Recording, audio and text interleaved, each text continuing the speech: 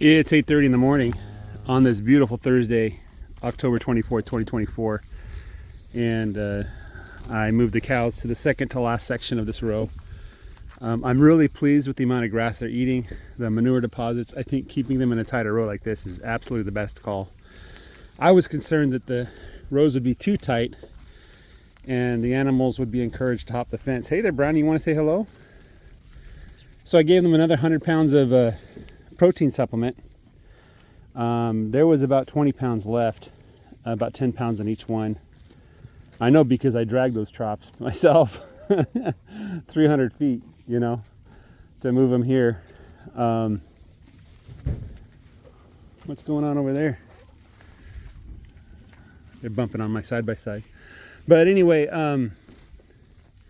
I watched a recent podcast, Acres USA. They interviewed Gabe Brown, and the first part I thought was extremely interesting about how to transfer traditions to the next generation, the farming traditions. And Gabe Brown, I think, is a success story in that regard. The way he set things up, and you know, the key fact is the property's too expensive. You know, it's just, it doesn't really make sense to farm traditionally, not traditionally, let's say farm in the modern sense of what we think farming is, which is you pour chemicals and you put down seeds and you dig up the soil and then you just abuse nature. That formula doesn't work anymore. And if your farm isn't profitable, how are your kids going to be profitable? You know, what are your kids going to get except a bunch of debt, right? Not necessarily monetary debt, but the ground is in debt. You have to invest in the ground to bring it back to fertility, where it can be actually productive and profitable. And the other thing is this lifestyle, the mindset. There's two kinds of mindset that you can have when you're farming, just like in anything really in life. And one mindset is you go out there and borrow all the money you need, and you work really hard, pay your interest, and make a little bit of profit at the end of the day, assuming everything goes well, right? And the other mindset is you don't borrow a dime. You finance your own operation with your own money. You invest in yourself, and then not only do you reap the benefit of your labor, but you reap the interest that you would have paid. And then all of the proceeds, all of the profit and the growth and the maturing of the assets, that's all yours. It's yours to keep and give to your children, right? That's the second mindset. And, you know, Gabe Brown talks about you need that second mindset. You need to be able to be profitable from day one when you're farming. And he talks about some strategies a little bit in that podcast shared to me with my viewer. You know, go watch that podcast if you're interested in that question.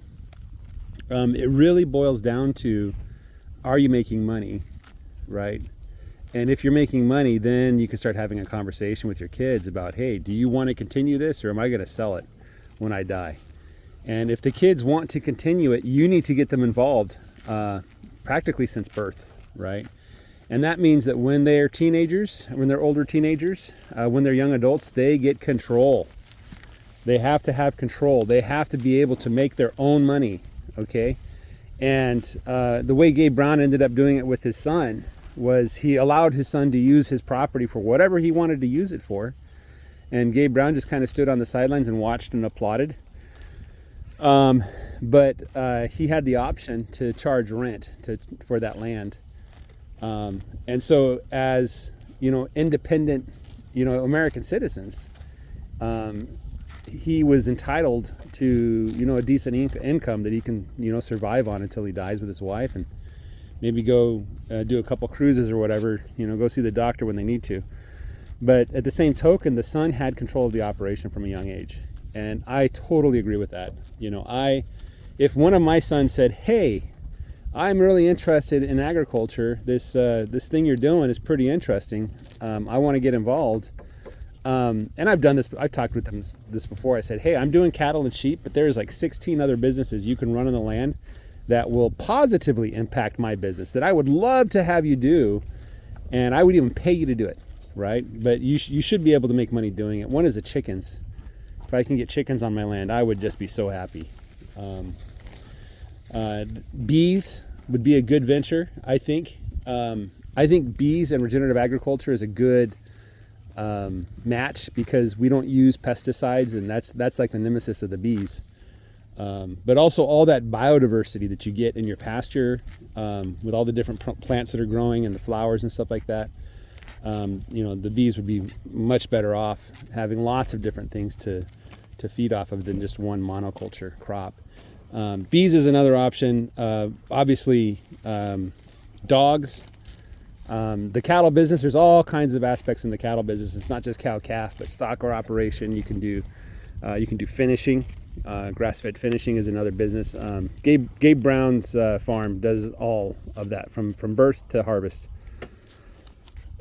They figured that story out for their grass-fed beef, and they have, that.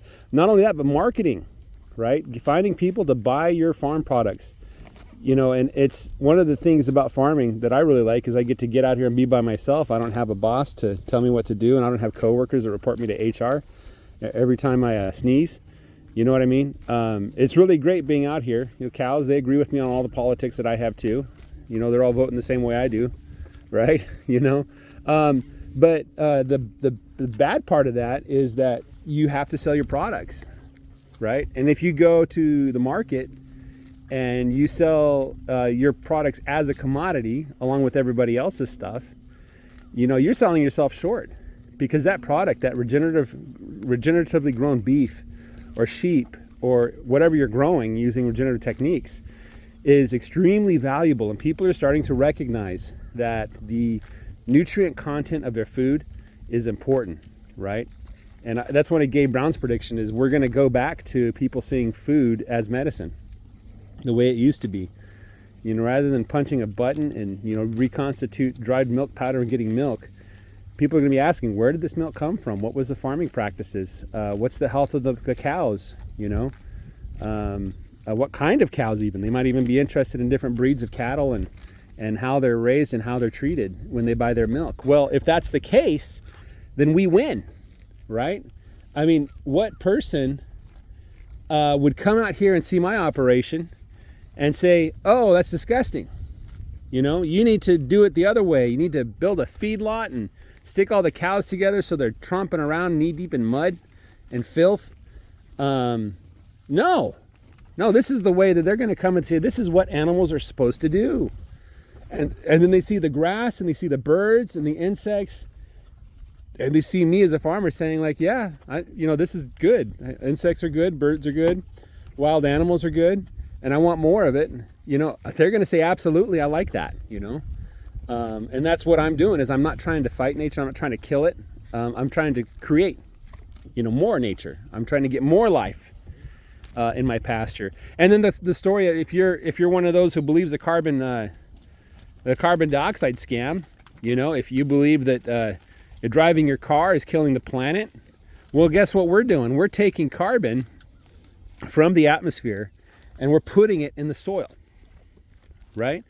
And they did a study, I think at Oklahoma University, which shows that cattle grown using our system on pasture, when you look at the whole picture, so don't take the cattle alone, but look at the cattle plus the land that the cattle graze on, we're sucking carbon dioxide out of the atmosphere, And so if you're one of those guys that's worried that you're going to drive your car and kill the planet, well, I'm telling you, please drive your car. I need more carbon in the atmosphere. I need it. I want it. I want to suck it up and put it in my soil. So please put that quote unquote pollutant in the atmosphere. It's not a pollutant. It's part of the natural cycle of life, just like water and everything else. Carbon dioxide is just like water. It's just like oxygen, just like nitrogen. It's part of a cycle, right? The carbon cycle is critical to life. Without it, we would have no life, right? Take all the carbon dioxide out of the atmosphere, we all die, right? Because there won't be any food. The grass won't grow, the trees won't grow. It'll be a barren wasteland. You want a nuclear apocalypse? That's what you do. Lower the carbon levels in the atmosphere. Watch what'll happen. It'll destroy this planet. We're already at the edge. Any lower, and we could go bankrupt. We could be, ending up like the Matrix, where we're in some kind of pod, where the machines are using solar energy to keep us alive, because the carbon cycle doesn't work anymore because there's no carbon dioxide in the atmosphere.